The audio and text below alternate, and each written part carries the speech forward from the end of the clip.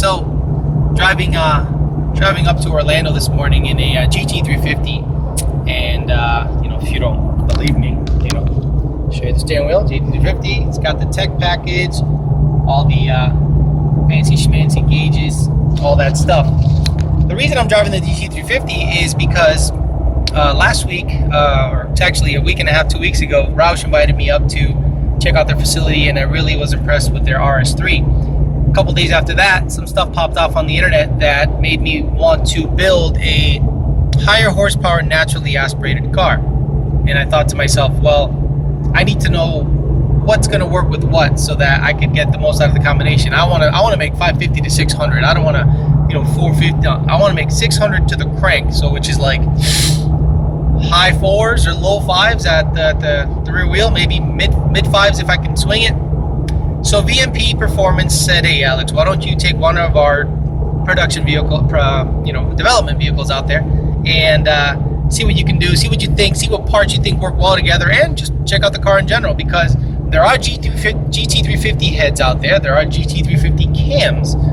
So I wanted to kind of see what a 500 plus horsepower naturally aspirated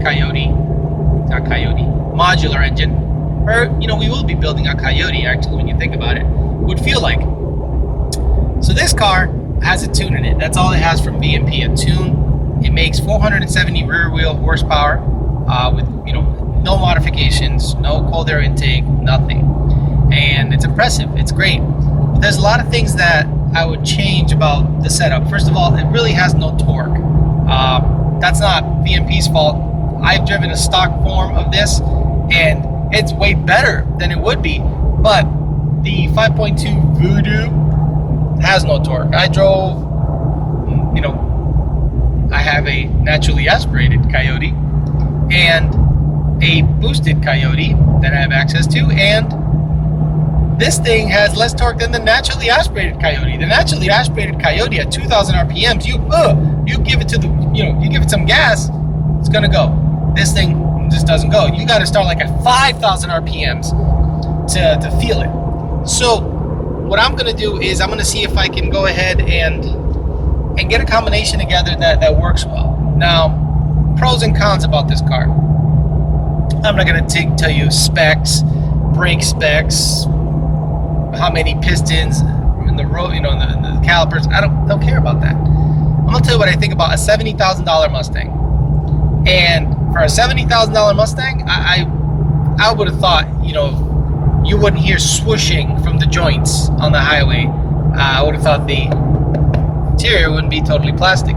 But again, the money is in the drivetrain, suspension, which is awesome. This one is equipped with magnetic ride. It has the big boy brakes. I don't even know if you call it the track package or whatever you call it, but it has the tech package also, which you need in this car. $70,000 and you don't have a nav screen, something's wrong with you. And then people that cheap out on a GT350, I don't understand those either. So, cheap out in terms of options. Now the R model, am I gonna pay more money for carbon fiber wheels, a big wing, and less stuff, meaning no rear seat and stuff like that, which you can get optional, but I'd rather just get something like this. The thing that kind of bugs me out about this car the most is the exhaust. It kind of knows what gear you're in, which that kind of bugs me out. And I don't know if it's RPM based. I don't know if it's gear based, but like I'm in 6th gear right now going 80 something miles an hour, and I'm going to put it to the floor. Right, you don't hear it, but I'm going to put it in 5th. Sorry, doing it on the fly. I'll put it in 5th. It's not really that loud, but then you give it gas, and there it is. It comes in. Now, even if you're low speed driving and you put it to the floor, it doesn't open up in 6th gear. It opens up in every other gear except 6.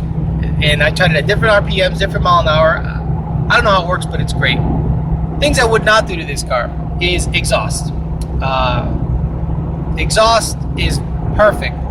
If you're going to be that guy that goes and installs, Cook's headers, American Racing headers, and MagnaFlow exhaust and all this stuff, you're going to hate this car. Why? Because now you can't adjust the exhaust. It goes away. So you're going to be that guy in the complex. You're going to be that guy in your neighborhood that's loud as hell on Code Start. cold starts, and people are just gonna hate your guts. I don't want to be that fucking dude. Maybe if you want to be a teenager and be everywhere you go, just making fucking noise, go for it. But I'm past that shit. I want to be nice and quiet when I'm not on the gas, and when I'm on the gas, I want to hear it. And the stock exhaust provides that. One thing I would do is a fucking tune, like from the get, like immediately, because it brings the torque right back to where it should be. They swing the cams a certain way, and man, I'm telling you, the torque comes back, but it's still not as much as like a GT.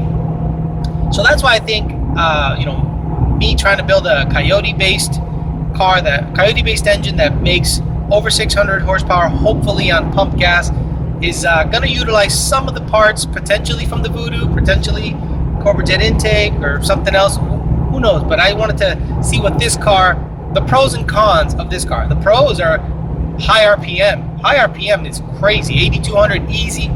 Does it without sneezing. And it makes a ton of power after 5,000 RPM. I mean, all of it. Cons is obviously the flat plane crank. I don't trust that thing for the life of me. I don't care what anyone says about boosting it and stuff. This thing has a weird resonance when you're just cruising. And, Ford had to do so many things to balance this crankshaft that makes me think once you start throwing boost at it, it might not love it so much. One thing this car should have from the factory, in my opinion, is another 200 horsepower. And I know you'll say, oh, you're crazy.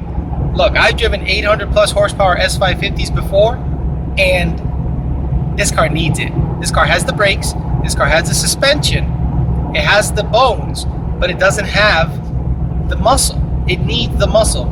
If Ford ever came out with the GT500 again, they should use this exact same fucking deal, same brakes, same ride, but a cross-plane style crank engine.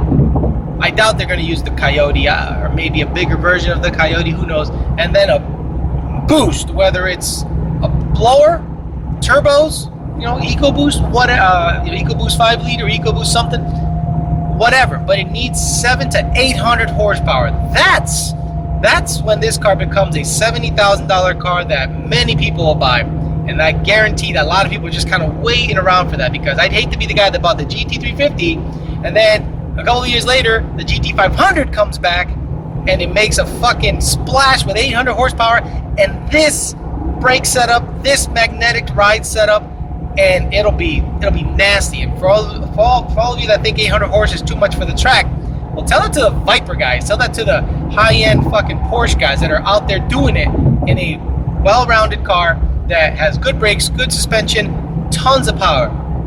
Ford needs to get on that train. I just wanted to give you a quick impression of the car, what I think it needs, what I think it should have.